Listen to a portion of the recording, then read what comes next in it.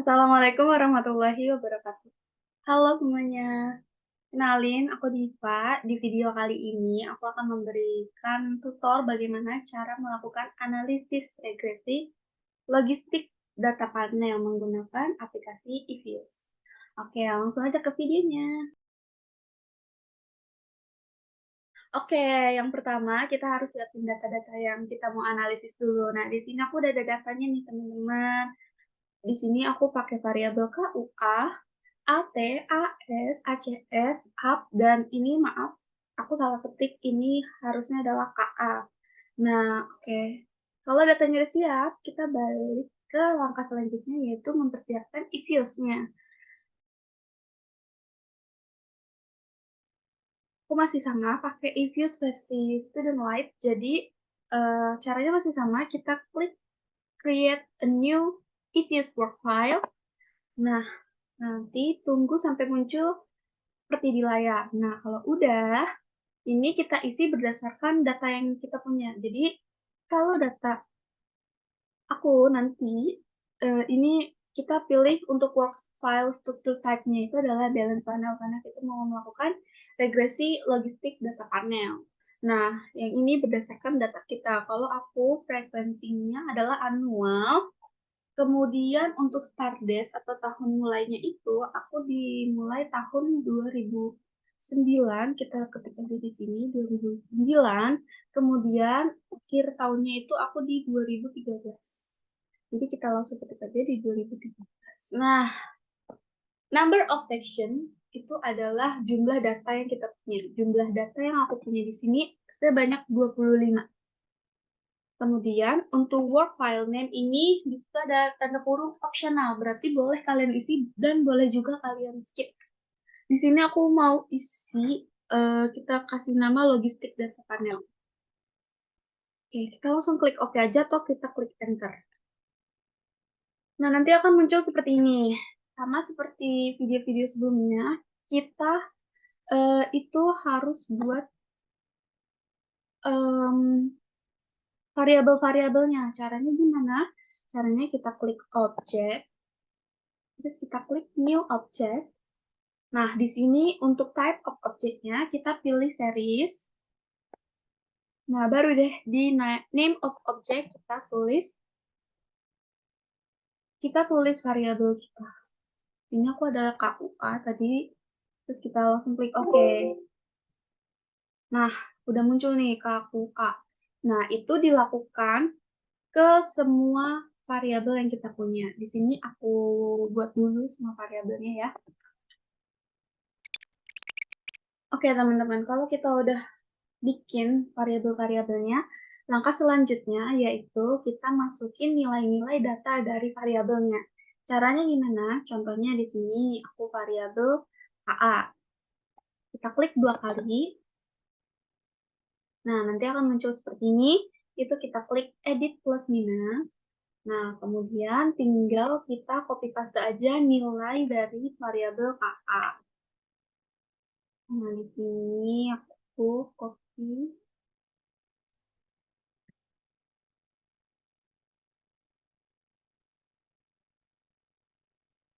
Terus kita paste di sini. Nah, habis itu kita klik aja tanda silang di sini. Itu dilakukan ke semua variabel yang kita punya. Nah, oke teman-teman, ini udah aku masukin semua datanya di variabel-variabel yang aku punya. Langkah selanjutnya, kita akan melakukan analisis statistik deskriptif. Caranya, yaitu kita klik Create, kemudian kita klik grup statistik, kemudian kita klik deskriptif statistik, dan kita pilih yang common sample.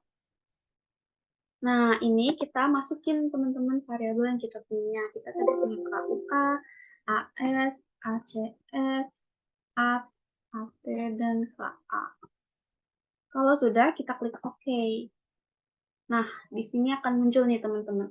Jadi, memang analisis statistik deskriptif itu fungsinya adalah untuk mengetahui gambaran atau penyebaran data kita ini baik atau tidak. Nah, di sini menjelaskan tentang mean, median, maksimum, minimum, standar deviation, dan lain-lain. Nah, untuk mean-nya, kita bisa lihat di sini bahwa variabel ACS memiliki nilai terbesar dan nilai terkecil dimiliki oleh variabel AS. Kemudian untuk mediannya, nilai terbesar dimiliki oleh variabel ACS dan untuk nilai terendahnya itu dimiliki oleh variabel AS. Nah, untuk maksimumnya nilai terbesarnya itu dimiliki oleh ACS dan nilai maksimum terendahnya itu dimiliki oleh KA, variabel KA. Untuk nilai minimumnya itu dimiliki oleh tertinggi itu adalah variabel A. Kemudian nilai minimum terendahnya itu dimiliki oleh variabel KUA dan AS. Nah, kemudian standar deviation. Nah, untuk standar deviation, nilai tertingginya dipegang oleh ACS. Itu apa artinya? Artinya, variabel ACS ini adalah variabel yang memiliki resiko lebih tinggi terjadinya perubahan. Kemudian nilai terendahnya itu dimiliki oleh variabel KA yang artinya perubahan yang terjadi pada KA itu memiliki resiko paling rendah. Nah, di sini juga ada observation, nilainya semua sama karena memang observation itu menggambarkan banyaknya data yang kita punya. Oke, lanjut ke tahap berikutnya. Jangan lupa kita save ya, teman-teman. Langkah berikutnya yaitu menilai model fit atau overall model fit test. Ini tujuannya untuk mengetahui kelayakan model penelitian kita yang digunakan, apakah model yang kita gunakan ini layak untuk diteliti atau tidak. Jadi pada uji ini itu kita nanti melihat dari dua nilai. Eh, Yang pertama itu fungsi likelihood ratio. Jadi kita melihat nilai dari LR statistik dibandingkan dengan F-tabel. Kemudian yang kedua itu melihat nilai probabilitasnya. Nanti kita bandingkan dengan nilai alfanya yaitu 0,05. Oke, kita langsung aja ke prakteknya ya teman-teman. Jadi caranya pertama kita klik quick, kemudian kita klik estimate equation. Nah, di sini kita masukin variabel-variabel kita, teman-teman.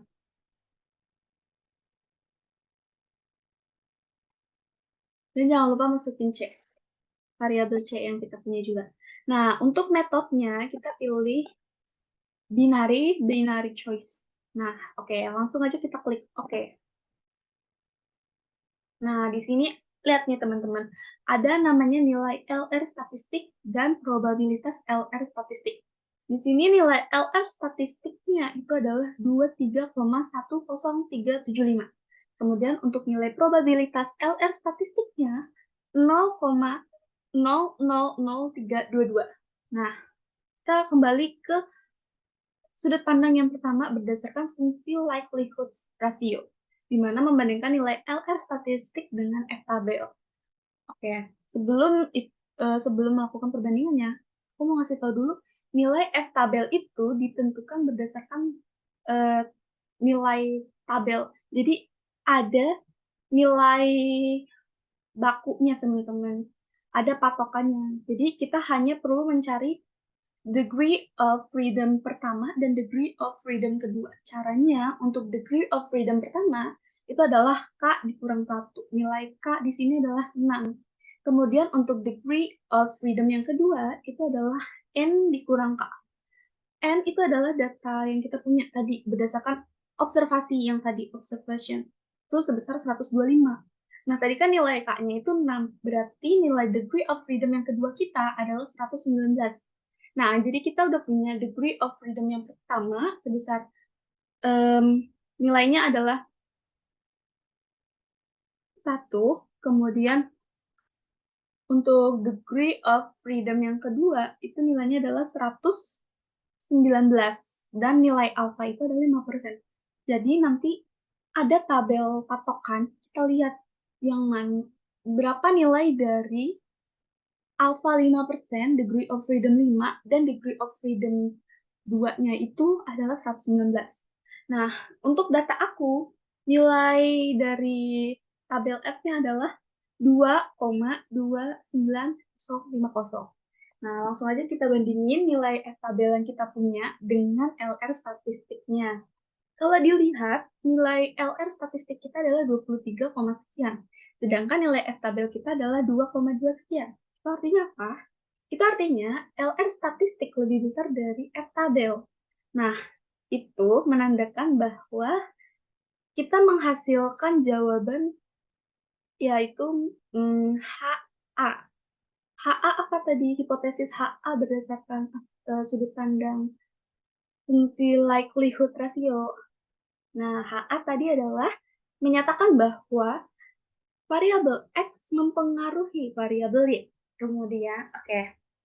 Di sini kita udah dapat satu jawaban ya, teman-teman. Bahwa hasil kita yang pertama adalah variabel X mempengaruhi variabel Y. Kemudian kita lihat dari sudut pandang yang kedua. Berdasarkan probabilitas LR statistik. Nah, berdasarkan nilai probabilitas LR statistik, kita membandingkan dengan nilai alfanya 0,05. Di sini kita lihat probabilitas LR statistik kita sebesar 0,000322. Itu lebih kecil dibandingkan nilai alfanya 0,05. Itu artinya apa? Itu artinya kita um, kita membenarkan hipotesis yang HA juga.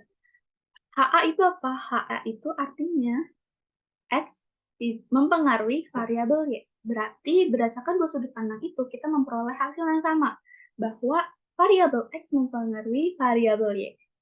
Nah, fungsi dari menilai model fit adalah tadi, mengetahui bahwa ternyata variabel X kita itu mempengaruhi variabel Y. Oke, kita save dulu ya teman-teman. Oke, jadi yang selanjutnya itu kita melakukan uji F. Akan tetapi, uji F itu sebetulnya sama dengan model penilaian model fit. Ada dua hipotesis berdasarkan sudut pandang. Nah, itu juga nantinya akan menghasilkan hal yang sama. Apa yang kita lihat itu adalah hasil output yang tadi, teman-teman. Sama, kita melihat dari nilai LR statistik dan probabilitas LR statistik. Cuman, untuk langkah ini, aku hanya akan memberikan informasi tambahan bahwa variabel independen pada penelitian ini mencakup variabel AT, AS, ACS, AP, UP, dan KA. Sedangkan untuk variabel dependennya adalah KUA. Untuk keseluruhan, cara uji F itu sama persis seperti menilai model fit sebelumnya, teman-teman. Jadi aku akan lanjut ke uji berikutnya, yaitu uji MCFident R square atau koefisien determinasi. Nah, untuk uji yang ini tuh tujuannya adalah untuk menjelaskan seberapa jauh kemampuan model regresi kita dalam menerangkan variasi variabel bebas yang mempengaruhi variabel terikat. Ada syarat nilai MCFident R squared ini antara lain sebagai berikut. Yang pertama, nilai dari uji ini itu harus berkisar 0 sampai dengan 1. Kalau misalkan menghasilkan hasil 1, berarti naik turunnya variabel Y itu 100% dipengaruhi oleh X. Tapi kalau misalkan hasilnya 0, maka naik turun variabel Y itu sama sekali tidak dipengaruhi oleh variabel X. Oke, gimana cara kita lihatnya? Langsung aja kita ke caranya. Oke, teman-teman, kita masih ngelihat ke hasil output yang menilai model fit tadi. Kita klik EQ1. Nah, yang kita lihat adalah nilai MCFident R square-nya. Nih, yang ini, teman-teman. Nah, di sini nilai MCFident R square-nya itu sebesar 0,135135. Ini gimana cara bacanya? Jadi cara bacanya adalah Lihat, di situ ada 0,135. Itu kita kalikan dengan 100%. Hasilnya berapa? 13,5 sekian persen. Apa sih arti angka itu? Arti angka itu berarti variabel X yang kita punya itu mempengaruhi naik turunnya nilai variabel Y sebesar 13,5. Sedangkan sisanya 86,5 sekian itu dipengaruhi oleh variabel lain yang tidak kita analisis atau tidak kita uji dalam penelitian ini, teman-teman. Jadi ingat ya, teman-teman, nilai dari MC5 dan R-square itu untuk mengetahui berapa persen variabel X kita mempengaruhi variabel Y. Nah, pada kasus ini, ternyata variabel X yang kita punya itu mempengaruhi perubahan variabel Y sebesar 13,5%. Oke, lanjut ke tahap terakhir yaitu uji T. Di uji T ini tujuannya adalah untuk menjelaskan secara signifikan pengaruh variabel bebas secara parsial terhadap variabel terikat. Nah, pada uji ini juga ada hipotesis dan berdasarkan dua aspek, teman-teman. Yang pertama adalah membandingkannya dengan nilai Z statistik dan T tabel atau T tabel. Yang kedua itu berdasarkan probabilitas. Kalau probabilitas itu dibandingkannya dengan nilai alfanya yaitu 0,05. Oke, dari aspek yang pertama dulu. Hipotesis yang muncul di aspek yang pertama, H0 apabila Z statistik lebih kecil dari T tabel. Dan HA-nya Z statistik lebih besar dari T tabel. Untuk arti dari H0 dan HA-nya itu, untuk H0 artinya variabel X tidak berpengaruh terhadap variabel Y, sedangkan HA, variabel X mempengaruhi variabel Y. Kemudian untuk aspek yang kedua berdasarkan probabilitas, itu untuk H0-nya, nilai probabilitasnya itu lebih besar dari 0,05, untuk HA-nya nilai probabilitasnya lebih kecil dari 0,05. Artinya apa? Sama seperti aspek yang pertama, untuk H0 itu artinya nilai variabel X tidak mempengaruhi variabel Y. Untuk HA, variabel X mempengaruhi variabel Y. Oke, teman-teman, jadi sekarang kita menganalisis per variabelnya dengan melihat nilai Z statistik dan probabilitasnya. Tadi kita udah tahu nilai T tabel kita itu adalah 1,980. Nah, untuk variabel AS, nilai Z statistiknya ternyata lebih kecil dari 1,98. Itu artinya kita menerima hipotesis H0 yang artinya variabel AS ini tidak mempengaruhi variabel Y. Kemudian untuk probabilitasnya ternyata lebih besar dari 0,05. Artinya kita juga menerima hipotesis yang H0 untuk aspek dilihat dari nilai probabilitas. Artinya juga sama, itu sejalan. Berarti nilai variabel AX itu tidak mempengaruhi variabel Y. Jadi berdasarkan nilai Z statistik dan probabilitasnya, untuk variabel AS memiliki hasil yang sama, yaitu tidak mempengaruhi variabel Y. Kemudian, untuk variabel ACS, kita lihat nilai Z statistiknya adalah 0,88 sekian. Artinya apa? Artinya kurang dari 1,98. Dan berarti hipotesis yang kita terima adalah H0. Kemudian kalau kita lihat nilai probabilitasnya lebih besar dari 0,05. Berarti hipotesis yang kita terima juga H0. Artinya variabel ACS tidak mempengaruhi variabel Y berdasarkan nilai Z statistik dan probabilitasnya.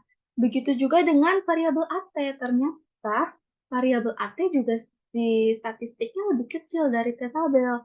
Kemudian probabilitasnya juga lebih besar daripada 0,05. Itu artinya juga untuk variabel AT hasilnya adalah H0, yang artinya variabel AT tidak mempengaruhi Y. Kemudian untuk variabel UP, itu kita lihat ternyata variabel UP Z statistiknya lebih besar dari 1,98. 1,980. Artinya apa? Dia menerima hipotesis A. Kemudian untuk probabilitasnya ternyata dia lebih kecil dari 0,01. Artinya apa? Dia menerima hipotesis A juga. Berarti dia match match variabel UP ini menerima hipotesis HA yang artinya variabel UP ini mempengaruhi variabel Y. Nah, untuk AA, Z statistiknya itu lebih kecil dari 1,98 dan probabilitasnya juga lebih besar dari 0,5. Artinya KA juga sama seperti variabel-variabel sebelumnya, seperti AS, ACS, dan AT. Di sini yang variabelnya mempengaruhi variabel Y hanya variabel P, sedangkan variabel lainnya tidak mempengaruhi variabel Y.